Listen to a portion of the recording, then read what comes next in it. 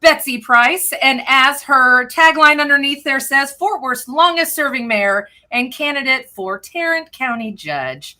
Betsy, thank you so much for joining us this evening. I'm delighted to be with you, Ashley, and howdy to all the rest of you who are watching and listening to us. Well, fantastic. We're so happy that you can be our first guest back.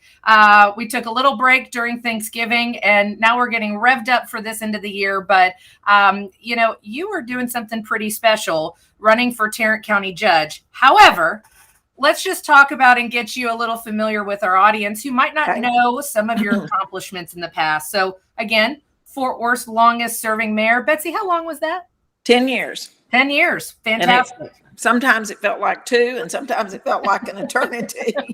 Well, you could be a realtor because that's how we feel as well. You feel every day. Some of your accomplishments, and I just wanted to highlight them as mayor. You reduced the city's property tax rate by 12%, which is pretty absolutely amazing when we're constantly facing there are generations that are being currently taxed out of their current homes. So the fact that you were able to accomplish that during your tenure is fantastic. Yep. You also work closely with law enforcement leaders to pass record crime control and prevention department funding when it wasn't necessarily going that way in the rest of the nation. So bravo to that one as well. Thank you. Closely more so, you launched Fort Worth Now, which was a post-COVID economic recovery effort to help local businesses and new businesses attract high-paying jobs for working families, which is obviously still an ongoing problem that not only Tarrant County, but all of the nation in North Texas is facing currently.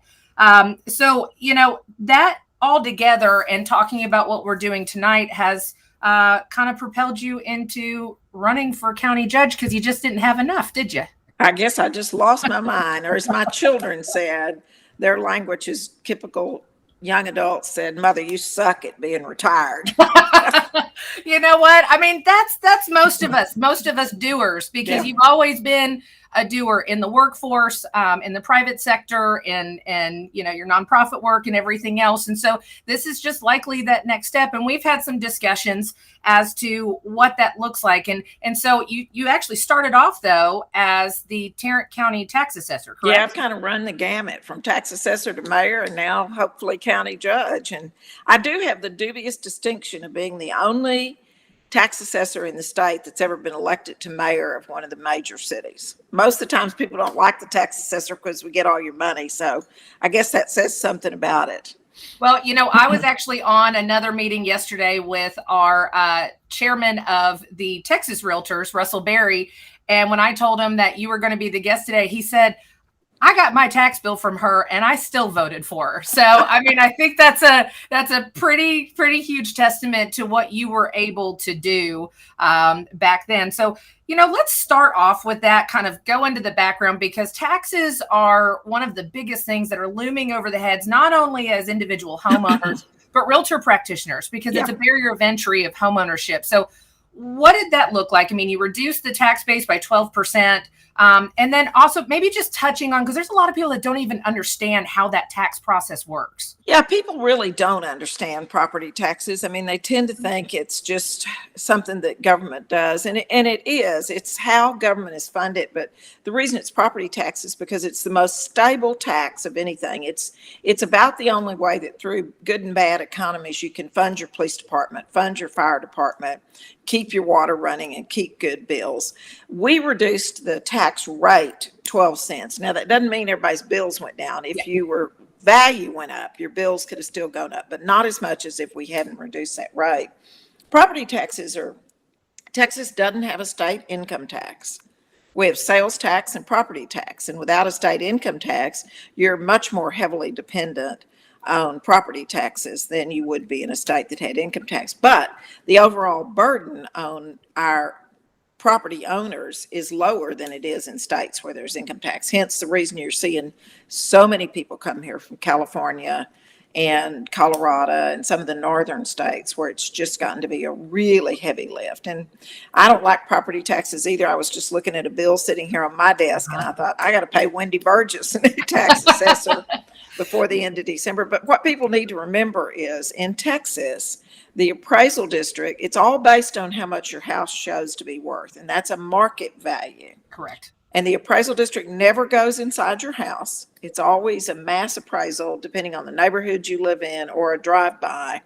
And if you think they've got it wrong, then when those notices come out, you got 60 to 90 days to protest. And Texas law says it's the owner's responsibility to protest and to tell them, I don't have granite, or I don't have hardwoods like my neighbors did, or my whole house needs foundation work. And 60 to 62% of the people who protest get some tax relief. And then the other thing is, you would be amazed at the number of people who do not have their exemptions in place. You get a homestead exemption. If you're over 65, you get a senior exemption and a freeze on the amount you pay. If you're disabled, there's a disabled exemption. Or if you're veterans, in many cases, there's veteran exemptions. So make sure you look at your exemptions. And if you notice they're missing, you can go back and get them applied for a year back. So, Betsy, this is where a good realtor will look at their database, their sphere of influence, their previous clients. And even though I actually send out a video every January and attach the form that they need to do that, sometimes people still don't fill it out. So I actually go in there and I check the appraisal district to make sure that my clients have actually still applied for those exemptions. So realtors, that's something that we can do. Betsy just gave you a little tip how we can continue to advocate for our clients so they can get that immediate tax relief. Yeah, and the exemptions are there for a reason, to help you, and you really should. And so is the ability to protest. If you think you're at all out of line with your neighbors, you should protest. And some people say, I don't want to do that. It's a scary operation. It's not. Nowadays, you can protest online. Probably better than 62% of the online ones get a reduction, and maybe not what you think you ought to get, but some. And if you don't like it, then you can go in person, or there are companies that do protests for you. There are companies. We always say double check with a realtor professional or somebody else before you start forking money over to do that. But that's what we're here for. So many realtors, unfortunately, we hear our realtor divorced us at the closing table. So they do have to. Never pay for somebody to file your exemptions. That's a free service, and all you got to do is either email your appraisal district or pick up the phone and call them, and they will handle it for you. I mean, protests are a different story, but investigate who's going to handle your protests for you. But apply for your own exemptions. You should never pay anybody for that. Tip from Betsy, guys. So on that, and this is something that's ever growing. I mean, obviously, if anybody is looking on the news or on social media profiles or anything else, the rate that North Texas real estate market is growing is fantastic when you look at it as, look what we've done. We've set the example for the rest of the country, and people want to come be a part of the great state of Texas. But in turn, it is increasing our values at a rapid rate that none of us have ever seen before. Has there been any discussion, Betsy, between you or your counterparts or anybody discussing what these really aggressive over asking offers and outside of Texas monies coming in here will do to the property tax? Oh, yeah. There's a lot of nervousness among elected officials as to, is our base going to be bloated too much because we're bringing, you got people coming from California who had a 1,500 square foot that are coming in with $1 million to $2 million cash and paying a lot more than the market would bear for 3,000 or 4,000 square feet here.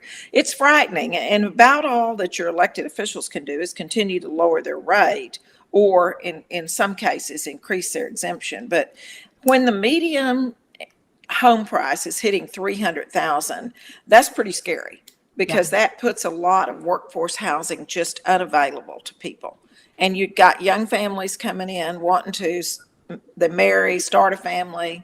Maybe they're working at an entry-level job and they're having a really hard time buying a house. And that's our American dream, is buy a house. But that's one reason you're seeing such a proliferation of apartments.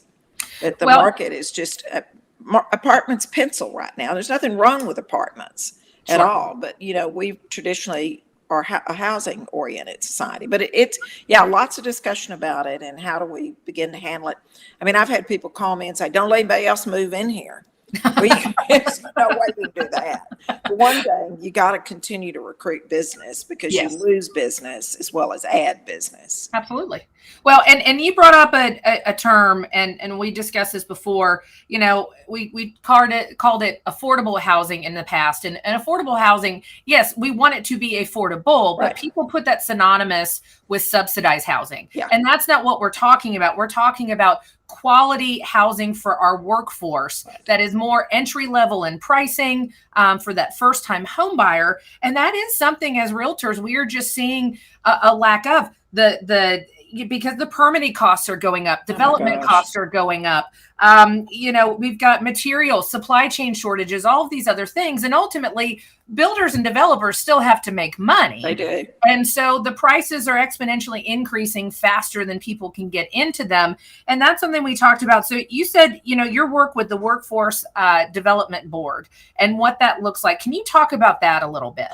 Yeah, in Texas, Workforce Development Board, Workforce Solutions is who heads up the local Texas Employment Commission for the board that the state government sends millions of dollars to. And in Texas, it's the county judge and the mayor of the two largest cities in your county. If you have, except for West Texas and East Texas, it's often just county judge and one mayor or so. And then underneath them, that board's made up of a workforce development board, not governing board, but board who's working on, excuse me, what type of jobs do we need? How do we make sure we have workforce housing? Just all kinds of things. What do we do for technology? Childcare is a really big piece. I mean, I think there's 52 or 54 million comes to Tarrant County from the state to help subsidize not just childcare, not just babysitting, but quality childcare where the kids are learning, because you're not going to go out and find a job and then ultimately be able to buy a house if you can't get your kids taken care of in a good environment.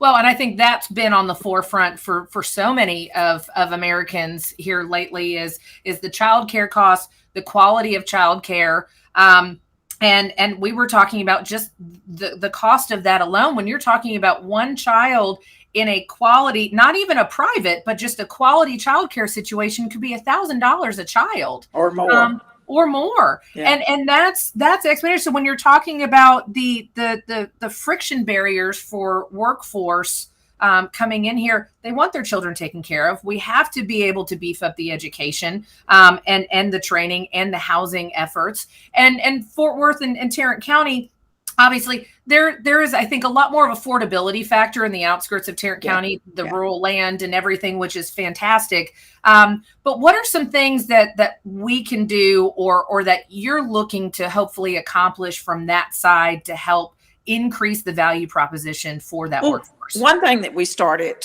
4 years ago when I was still mayor and Judge Whitley was county judge and Jeff Williams was in Arlington was looking at this child care situation.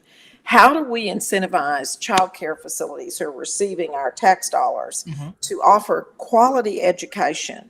Because parents oftentimes just say, I'll let Aunt Susie or I'll let grandmother take care of them, who's parking them in front of the TV. And that's a real domino effect down the line. Those kids enter kindergarten with no education. So we started looking at Texas Rising Star and how could we incentivize child care centers to apply for that. And we've had great success in it.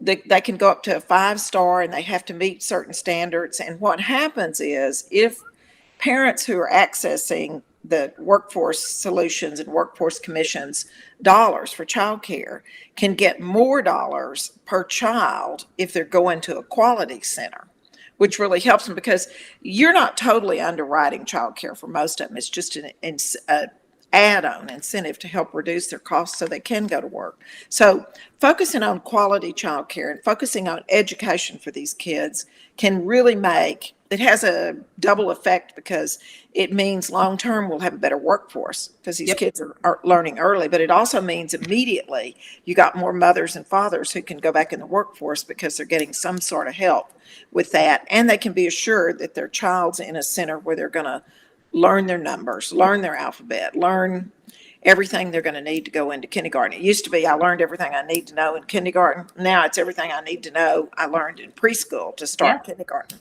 Absolutely. And I think, going back to the real estate portion of it, what we are seeing right now is just a lack, especially in our, construction trades and our real estate based trades. And so a lot of that, because, you're sitting there and saying, quantifying, well, I can either be the one to give my child quality childcare with gas prices raising, childcare costs raising, all of these other things. And when they're quantifying what they can get in return, it's not worth the trade-off. We all want to complain and sit there and say people need to go back to work, right, but we need to reverse engineer why people aren't working now.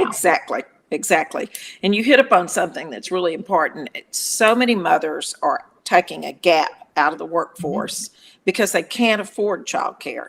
So they don't work for 3, 4, 5 years, 6, 7, depending on how many children they have. Then when they do go back, they're not going to enter at the level that maybe their education would be, or they're not going to enter at the level where they left.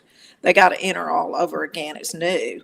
And, we've got to have trade people. And that gets into another whole discussion about upper school education, middle school and upper school. How do we get these kids all away from thinking I have to get a college degree and thinking I have to get a 2-year certification or a trade certification? I had a builder tell me yesterday that's a big builder here in Tarrant County, and he said, I'm terrified that in 10 years we'll have no brick masons. He said, I was about to say the average age of the brick mason is in their 50s. Yes. And they don't, because it's hard labor. They really don't work much past about 65.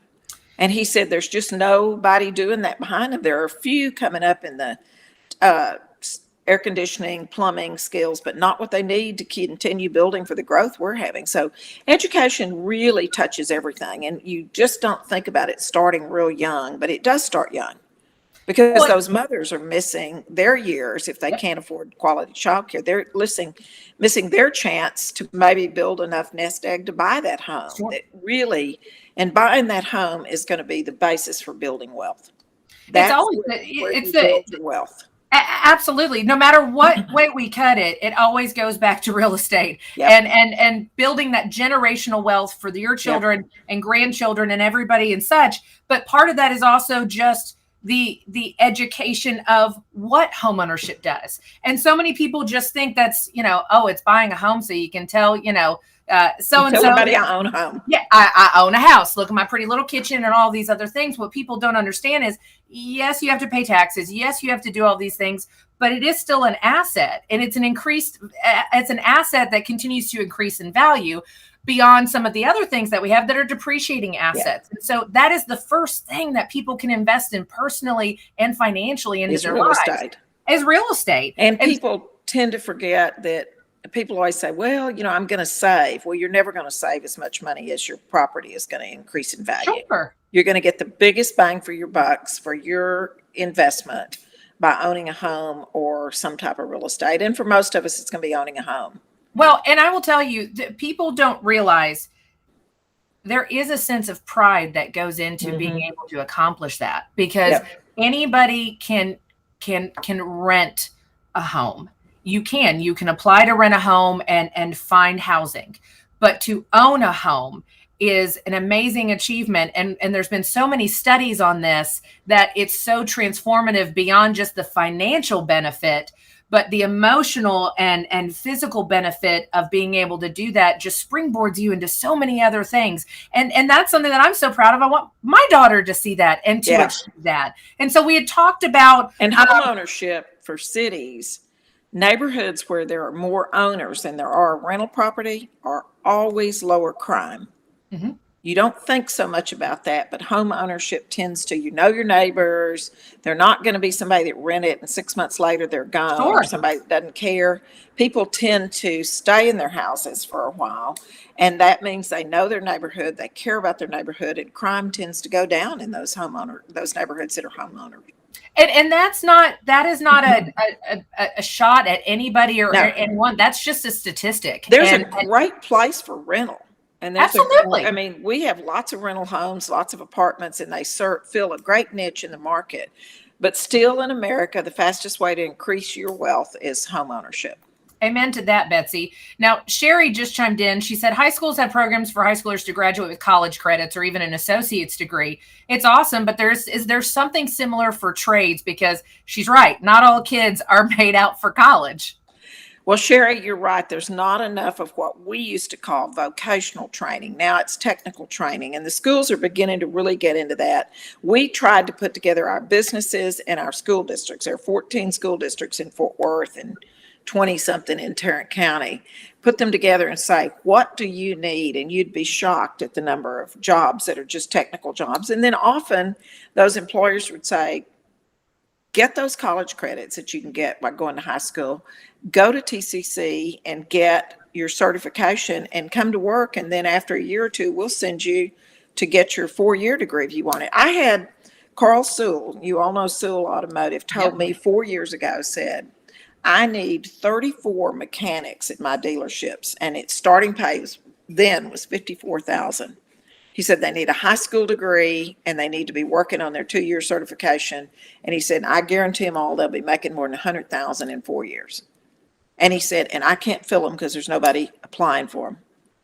Betsy, because the schools weren't pushing that. Absolutely. And so he's gone in, we helped them set up a program. They're doing it in Fort Worth and in Dallas to try to get some more interest from the schools. Part of the problem is the schools just don't have the counselors to help these kids know which direction to go. But Sherry's right. We need way more technical training. Well, and I will say Phil Crone with the Dallas Builders Association, that's a real passion project of his is to bring that back in. And I know they're doing some work with DISD and some of the other community colleges, because we also talked about the immense amount of debt that these kids are going into by going into college. Maybe, okay, you want to go to college, but have you considered the financial impact that is looming over your head over that? I read in I don't know whether it's Bloomberg or Wall Street or where it was recently, one of the financial reports, the average postman, letter carrier, I guess it's the proper term now, in the U.S., 80% of them have a college degree and they carry $38,000 or more in debts and they pay them $50,000 a year. They'll never get out of it. They just can't. And that's just one example. And debt, that's why if kids can go get a few high school credits and then go to a community college that's very reasonable. And often they can get a job even while they're going to TCC or Dallas Community College or one of them. Then they're ready to go to work and they'll make, in many cases, more money than those that are coming out with their BS or BA to start out with. Now, you may catch up with them with a BS and BA. Certainly, we'd like for everybody to have a BS or BA. But mostly, my real pet peeve, they got to have a great public school education to even get that. We've got to have these kids coming out of school being able to read and do basic math.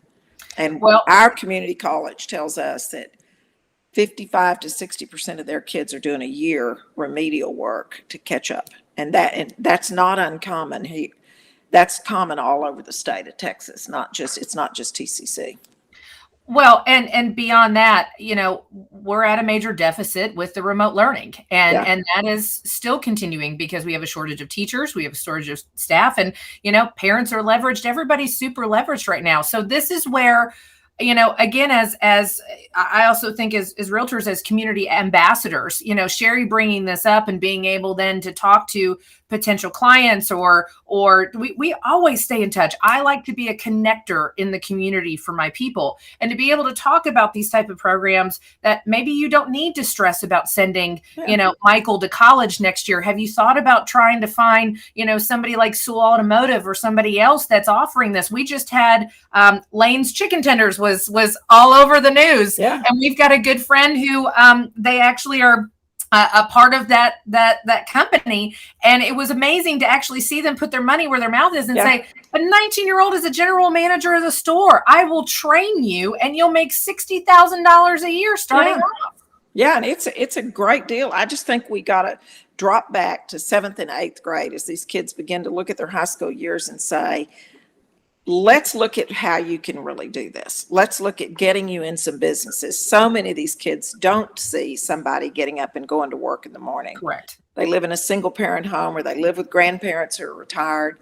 They just don't see it. And we need real estate agents. We need business people going to the school and saying, here's what I really do. And here's what a day in my life is like. And, oh, by the way, can I take some of your class to show them what we do? Hillwood, which is the Alliance development here, has a great program in the spring every year to bring kids into Amazon, FedEx, Facebook, into a couple of the manufacturing plants, into the wind turbine. And they bring them twice a month for 3 months and let them see what's really going on there, what it's like to get up, go to work early in the morning and then get a paycheck. And I think that's where it all starts, is just bringing it back into the front. So it's not, I remember growing up and we had people come in and talk about the different careers. And career day. Yeah, you had career day. I'm like, sometimes I'm just going to put it out there. I think so. Now we're also concerned about saying certain things or alluding to certain things and pushing people or steering them into certain professions that we stop actually even impacting our direct community because we're concerned that we're not saying the right thing or we're not encouraging the right thing. And all I know is I see people every day that work 50, 60, 70 hours a week and can't afford to purchase a home when they have $100,000 worth of student debt. And they're making $42,000 a year, and they won't qualify to purchase a home till they're 35, 45 years old. Or more. Yes. If they start having children along the way, the extension of that debt goes up years more. And those are the things that I think are so disconcerting. Property taxes are the things that we always think about. But it's a sexy topic. It is a very sexy topic, right? But why aren't we talking about the other things that are even more impactful? Okay, I have an appreciating asset. I'm going to have to pay taxes on my appreciating asset. I want to mitigate that, but at the same time, I get that. But why aren't we screaming at the other things? And that's where just having these conversations, I think, are so important. And, I would ask your crew, how many of you have been to your neighborhood, junior high, middle school, high school, elementary school? I mean, they like nothing better than for you. You got to go through a screening process now, of course, for security. But I used to go read twice a month minimum, and sometimes every week, to elementary kids, and I'd go talk to middle school and high school kids. It makes a huge impact on the kids to see somebody really coming into their classroom, and the teachers love it. Well, and I think that's the whole point is, it takes a village. It takes a village. And we've kind of forgotten that adage, and that's been around for a really long time. And now it's every man for themselves seems to be the common denominator. So and you get more out of it than they do. I may have told you the other day my story about the waiter at the restaurant where I was having lunch. No. I was having lunch recently, and this young Hispanic man was waiting on me. And when lunch was over, I sat and waited on my check, and I finally got him to come over, and he said, "Oh, you don't get a check today." I said, "Of course I get a check. Why would I not get a check?" He said, "I'm going to buy your lunch." I said, "You mean the restaurant's going to?" He said, "No, I'm buying your lunch." I said, "You don't have to buy my lunch." And he said, "You came to my son's school a few years ago. He was a second grader, a mediocre student at best, not interested in reading, not interested in school. And he said, you read to him and said to the class, all of you must read every day. And if you can't read, an adult needs to read to you. And if you can read, you need to read to those siblings. But it's the most important thing you can do." And he said, "My son went from a mediocre student to an A student and is now like 6th or 7th grade and loves to read." And he said, "So I want to buy your lunch for helping him." Made me feel great, but that's a little bit. I mean, I took 45 minutes out of my day. Absolutely. Made a huge difference. I think so many times we think it's grand gestures and we have to move this boulder up a mountain to affect real change. And sometimes it's just the smallest things in our immediate circle, what we have available right in front of us can move those mountains. And I think, again, as realtors, that is something why I am so passionate about doing what I do. I'm one of the owners of my company. I co-own it with my mother, Sherry Fierbacher. She is probably on here as well. I have a beautiful daughter, and she is the light of my life. And I want to leave a legacy trailblazing for her. And it's hard because she does see me work a lot of hours. And I have to have real conversations with her because she says, "Mom, I just wish you were home with me, because I want to spend more time with you." And I'm like, "Baby, I love you, but we're changing this world together." Yeah. And so it's about a team effort, though. I include her in what I do. I get her excited. I talk to her about how I get to affect change and change lives. And look what I did for this person or did for that. And creating that illustration for her. And if she wants to go into real estate, fantastic. If she doesn't, fantastic. But she'll have a great example for somebody that really was passionate and cared. And, Absolutely. half of changing things is whether you've got a passion or not. Yes. It's kind of like public service. This isn't politics for me. This is public service because I got a passion for my community. Yes. And always have. And And you've got a passion for helping people with their housing needs.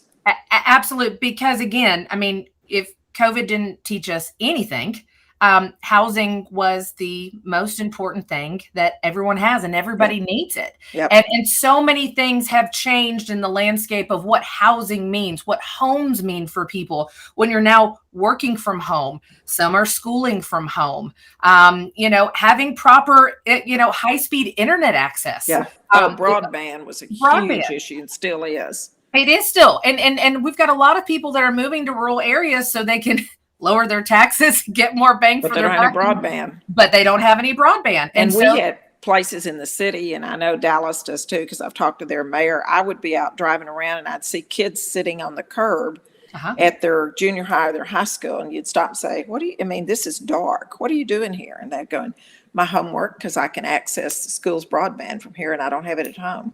Yep. That's kind of frightening. We made some major changes in that at the city in partnership with our school district to get broadband spread out, but still there are holes in it, but it's a big deal. I mean, it's no longer, it's not a luxury. That's a utility. And we can't go through life. So I know from, Matthew Church, who is our amazing government affairs director. He's wonderful. He is wonderful. And that's how we met. We're here tonight with you, Betsy. But that is a huge initiative that we've been pushing, obviously, at the local and state level. And I think people kind of poo-poo that because for most people, it's not challenging. For most people, it's just, it's there. Yeah. And you're really frustrated when your internet goes down. Yeah. But if it doesn't go down, you never even think about it. But you have to think about the number of homes that don't have it, or they're paying an astronomical amount for it. Absolutely. And that's really difficult for families. It's very difficult for families. Going into some other things as far as the difficulties we're seeing, I did share with you the story of have a sweet couple that's been building their home for over 14 months now. And unfortunately, the gauntlet that is the permitting process, not just in one municipality, but all over North Texas is very difficult. And this is not a new issue. No. But we are seeing a lot of challenges because we have this demand in housing needs to put families in homes, and builders want to build. So, but between the supply shortages, the increased cost of permitting, and then just the lag time in the permitting process is inhibiting us to actually break ground on more homes. And so we're seeing a lot of families, and this is not just because they want to move. They have a desire, they have a need, and they can't physically move into a home because it can't get constructed in 18 months. It's very frustrating. And for the 10 years I served as mayor, it was, if not the biggest, probably way up in the top 2 or 3 biggest issues. We'd take 3 steps forward and 2.5 steps back in the interim. And we have great people at the city of Fort Worth, and most of the cities do. But people tend to get ingrained in what they're doing, and they tend to be very myopic about reading the way to enforce some of that. And they tend to forget this is an individual family. This isn't a big builder who's making money. This is a family that you're impacting. And it drove me crazy. We ended up doing better with it, but we are nowhere near where we need it to do. And Mayor Maddie is well aware of that and is tackling it also. And it's just, I won't say it's just the nature of the beast, but because you can change the beast, and you have to in this case. But there are things you can do. I mean, you can incentivize builders with working on lowering their permit fees if they get their stuff in quicker. Or one thing we did was a Shepherd program about 6 years ago, and the Shepherd program is supposed to filter down to homeowners, and it hasn't yet. It started with big projects because we had $100 million projects that were taking a year to permit. Well, you're losing, the city's losing money. That means you and I are going to pick that up on our tax end. So we started a Shepherd program, and that's nothing more than one person assigned to that project who pulls everybody that touches that. in and says, instead, because projects tend to go at cities, okay, we start at the bottom here, you got to get your plat. Then you got to get this, you got to get this, you got to get that before you get your CO. Well, they need to be horizontal. You get your plat first in all these cases. And then, oh, by the way, if water isn't ready for you, let's just leave water holding and step on and do electrical. Or let's do this and that. And we've been able to do that with our Shepherd program for larger projects. Now we're beginning to move that down. The hope is in a few years, as we have more staff, we'll be able to move it down so that every project has one person who's coordinating that. Oftentimes, fire would look at the project and say, we can pass that, but it's not our turn in the pipeline. So you're hung up waiting. And then when you get to the end and you've got to have a fire inspection, they can't get to you for 2 weeks. It's going to take a lot of pressure, and it really needs a lot of pressure from groups like yours, helping the elected officials say, we're not going to stand for this anymore. And I know the builders and the developers are working on it, but we need other people saying, you have to fix it. Well, and that was my question to you is, is that appropriate? Can we apply pressure? Oh, absolutely. Okay. Advocacy is a great tool. It's not a bad tool. I mean, I would always tell people, be respectful and be polite, but be persistent. Well, and if people are hearing this right now, that means TreePack, which that's what we do. We advocate for individual property owners' rights. And that goes whether you're in a transaction or outside of a transaction. And good realtors will continue to keep that good fight up. And so we do. We need to have these conversations with people like you, Betsy, to know how can I help affect change? How can I help apply pressure and give you the tools and information you need to then go forth and to disseminate it as well? And you can invite your city council people and your mayor and your city manager and the assistant city managers to roundtables and say, this is really what's bothering us, and this is why it bothers us. Not because it's slow, but it impacts your financing. It impacts the additional rent, the utilities for other families, keeps them out of the schools. And cities are losing tax money when we don't get those done quicker. And I always tell people, you better darn sure if you're going to advocate at all, or if you want to be effective, you better know who your city council person is and your school board person. And you'd be amazed at the number of people who say, well, I know my mayor, I know who it is, but I don't know who my council person is. And you really have to know that. You have to know who your school board person is if you want responsibility on schools. So let's talk about that for a second, because that's a big hot button for me, is the apathy with our local elections. And really, that's where the sausage gets made. But nobody actually wants to participate. We get involved in these polarized national, federal, and sometimes state elections, but then nobody shows up to the polls in their local elections where they actually have a voice. Yeah, it's really frustrating when you get 50, 60 and plus percent voting at your national level. Then you get 40 to 45% voting at the state level. And I don't know that that's exact, but roughly. Sure. And then you get 10 to 11% voting at the local level. And you got to remember, local politics is where, as you said, the sausage is made. It's where the rubber hits the road. Yep. You call 911, you better darn sure be sure fire, police, or ambulance is going to show up. You get up in the morning, the simplest thing to brush your teeth, you better make sure clean water comes out of that faucet. And that's all at the local level. And people just take for granted that their roads, their streets, their bridges, their water, their police, their fire are going to show up. And that's not necessarily the case if you don't have somebody that's being responsible at City Hall or at the school board. Well, Betsy, I like to call that the Amazon effect, because magically when you buy something on Amazon, a little fairy comes and brings it to your doorstep and all is right in the world. Well, we've all had some glitches here the past couple of weeks with Amazon. I don't know about anybody else, but I've had several deliveries that have been undeliverable. They're late, all of these other things. I'm like, wait a second.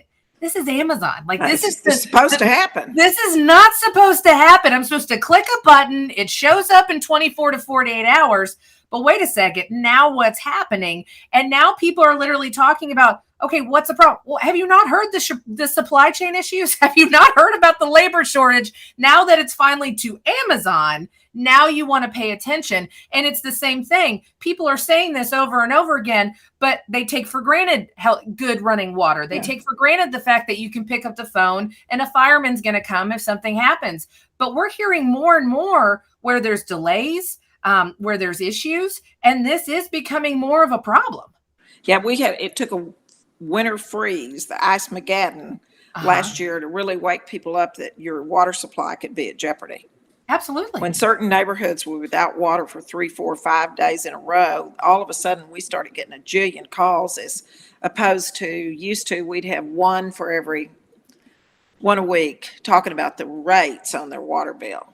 Then we got hundreds because people suddenly said, I don't have water. I turned my tap on, no water came out.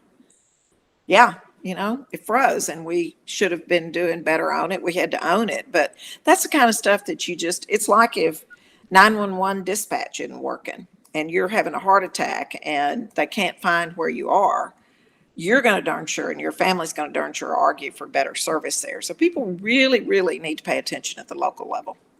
Well, and that's what Sherry, so this is my lovely mother chiming in. It only seems to matter when it hits us personally, which is just like you said, calling 911 with a heart attack. We all need to step up as a whole. Yeah. And that's where the accountability factor comes into play. We've got to hold each other just a little bit more accountable. And I know we're tired, and I know we're busy, and we're over leveraged as a society.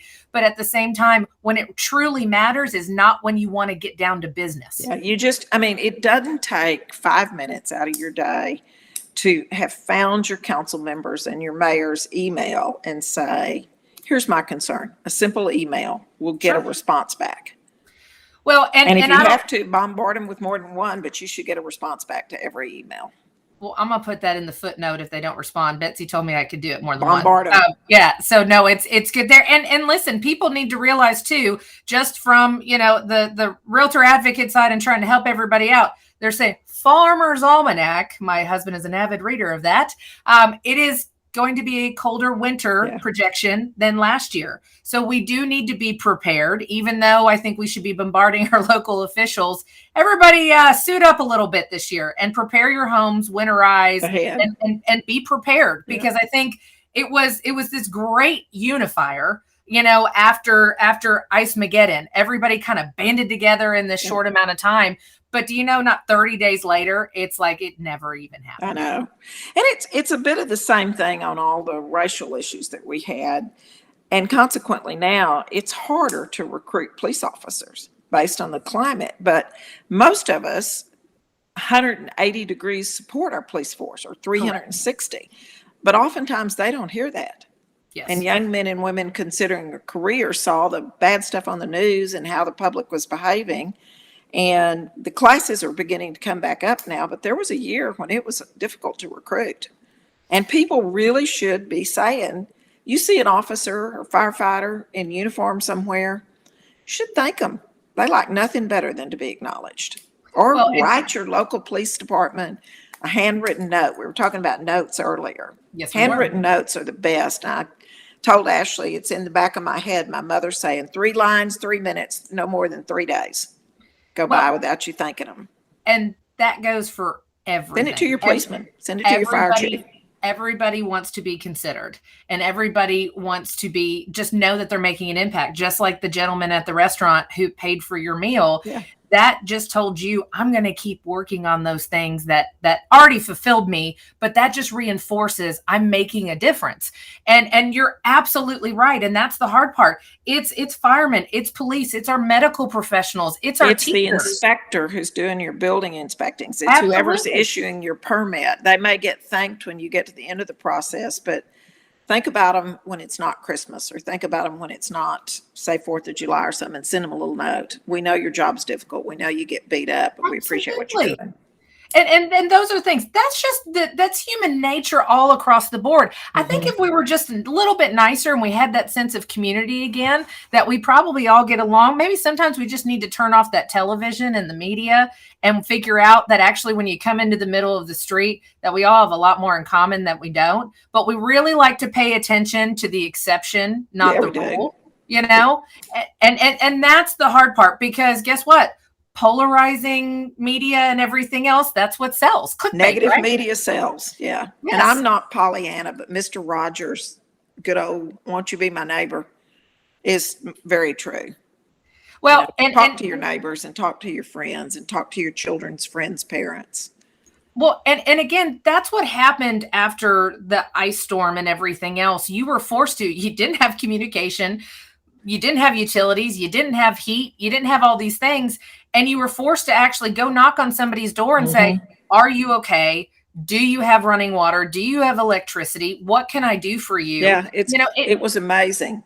It was amazing. And so part of it, you go, okay, well, maybe we deserve another one of those, just to bring that humanity Let's factor. don't do another one of those. I don't want to do another one of those per se, because I don't know about you. I got the rolling 20 minutes. So it would be 20 on, 20 off. And some said, well, that's really nice. At least your house didn't dip down to like 40. We had I kept getting all these nasty texts and messages saying, well, Mayor, we guarantee you have power and are not cold. I had no power for 3 days. None. House was pitch black and no heat. But in that said, and no water because we had broken pipes. Sure. But that's the initial reaction is to project on somebody else, because surely your situation is better than mine. Yeah. And that obviously wasn't the case for anybody. The case. No, I think I still have a little bit of some stress from all of that, but going into it, all of these things are great learning lessons. And I think, I think of those and try to get, again, everybody is so convinced that we need to focus on the macro level, this large level and everything else, but it's the micro, it's the daily things that we can actually do and affect change. And that's getting involved with someone like you, Betsy, or other elected officials. And so kind of bringing that back around to, we've got about 15 minutes left. And I really want to give you an opportunity just for a few minutes to talk about why now? Why, as your children said, you suck at retirement? Why would you go into the race for Tarrant County judge at this time when you've already made so much immense change in Fort Worth? Well, I think that's it. I still have a passion for service. I mean, I came home and realized I'm not done. I care deeply about this community, and I looked at what's happening at the county. The county is losing the county judge, 2 of our commissioners, one who's been there 30 plus years, and one who's been there, I guess, 7 or 8 are leaving. And in 2 years, the other 2 on the court will leave also.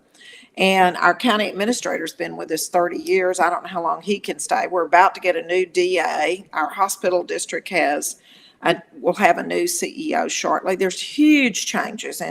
And the other thing is the county has $410 million of ARPA funds, the American Recovery Act, and additional money coming on infrastructure. And somebody with some experience has to be there. I kind of looked at the field and thought, there's nobody that's passionate about this community, and there's nobody that's got any experience waiting to step up and do this. And I just thought about it and prayed about it. And the message was from my family too, you need to do this. You can bring, I served 10 and a half years at the county as a tax assessor, and I love county government. And numerous people have said, we thought you were going to Washington, or we thought you'd go to the state. And I said, no, I've been asked to do that, but I don't want to do that. You can make a difference in people's lives at the community level. And that for me will be at the county level. There's just so much. Who knew who the county judge was before the pandemic? Nobody could name, I bet, Clay Jenkins or Glenn Whitley, either one. No. And you realize that the county judge is the top health official and the top emergency management official.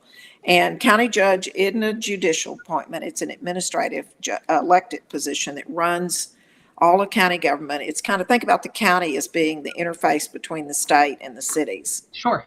County's a bit of an arm of the state, run by other elected officials, and you kind of pull them all together and work with them. And I just think I've still got a lot of experience to offer and a lot of passion. Well, it sounds like you are very lucky that you have your family support behind you. And I think that's, so much half the battle. And you have talked about your kids and your grandkids and your husband. I'm going to highlight something that I know I'm passionate about is your dogs. Yeah. And I saw one peeking around the corner. Yeah, one came around the corner a minute ago.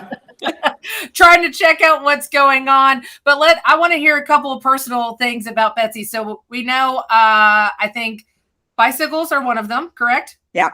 I'm an avid cyclist and have ridden bikes for 30 30, well, Philip's 34 since he was born. My youngest was born, and I try to ride. I used to ride 100 miles a week. I'm down now to about 50 miles a week just for time constraints, but I still just love it.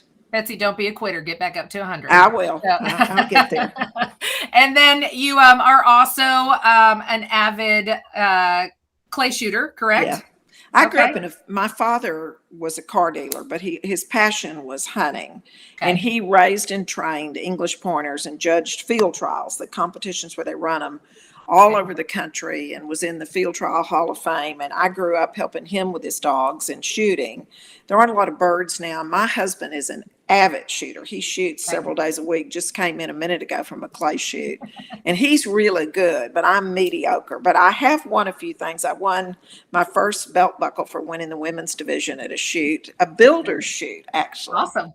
A couple of months ago. So I love it. I mean, it's a great way to work out your frustrations. Sure. It's just a fun way to be outside and have a good time. And between my kids, my grandkids, my dogs, and shooting and bicycling, it's fun. And I do some triathlons along too. So, gosh, all in your spare time. And so, and then we've got the dogs. My dogs, yeah. Your dogs. Okay, so you have 2 dogs now. Yep. I have Bear and Molly. Bear is a 115-pound Labrador who's 6.5. And Molly is about a 75-pound German Shorthair who's 4. We used to always have 4 or 5 dogs. You don't say that publicly because city limits 4. So I just said I'm babysitting one. But we're down there's the bird population for hunting's not very good. So we just got busy, and we just kind of got down to 2 dogs. And then we have one really spoiled cat who's rules the roost. She controls the dogs and us too. Not so much Tom. He's not a cat person, but me. There you go. Yeah, I was hoping maybe we would get like a little dance across the screen or something else. I think she must be asleep somewhere. She would have her tail wagging across the camera. Yeah, no, that's perfect. Well, we have one more question, which is actually a more important one. How do you plan to prepare the next generation for public service? Gosh, that's an excellent question. I will tell you the first thing that we did 10 years ago, nearly 11 years ago now, when I was elected mayor, we looked at the voter turnout, which was abysmally low. It was only about 9% of the voters, and less than 1% of those voters were under the age of 40. That meant all of us making decisions were doing it for people who just didn't know what we were doing. Sure. So we started a group called Steer Fort Worth, and they named themselves. I called all our major businesses and all our universities and said, send me your top 10, 15 students or employees who you think have the potential to be engaged in their community. And we did a little roundtable workshop talking about what they need. And they came up with the name Steer Fort Worth. And they're now on their 9th year, I guess, and they're about 450 strong. And the good news is, before I started this group, the average age on boards, there were probably 2 people on boards and commissions, maybe 4 on boards and commissions at the city that were under 40. And now there's a lot under 40. And there are 2 people serving on city council this time who are from my Steer Fort Worth group. How amazing. You just have to reach down and say, and I always think good leaders surround themselves with people who are younger than them because they come up with great ideas. You got to have some older too, but I always like having great young people working for me because they challenge me to be creative and innovative. And when I can't work my computer, they can. Tech support, you know? You really have to be in the schools and at the universities talking to them and saying public service is a great place to be. It's not dirty words like politics. No, it's not. And I love that you use that term public service. And going back to the Realtor Association, MetroTex is the reason why we're here today and putting on this, more relaxed, approachable environment so people can know what's going on in the real estate community, and also in our immediate, communities of service. And for me, I will tell you, this isn't a pat on the back, but MetroTex has been phenomenal to say the same. We want new, emerging, fresh leadership. We are the 5th largest association in the nation.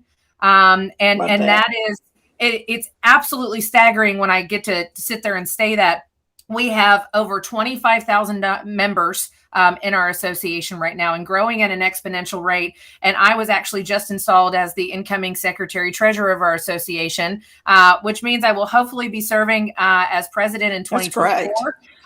But that is something where I say my association said open arms and open doors to a new crop of leadership. And I am not new to real estate. I've been doing this nearly 2 decades. I know I have a beautiful baby face. You do. Yes, but that is something that I want realtors and people that are tuning in tonight, get involved at the Realtor Association, because we are also sitting here and grooming people, realtors, to go back into our communities to advocate on our behalf in these public service positions. And we will help train people too and connect them with people like you, Betsy, who do want to do better at the school board, at the city council level, planning and zoning, whatever they want to do. We can work together to foster that new crop of new leaders. And Metro Texas has been a great asset for me for the last 20 years of service.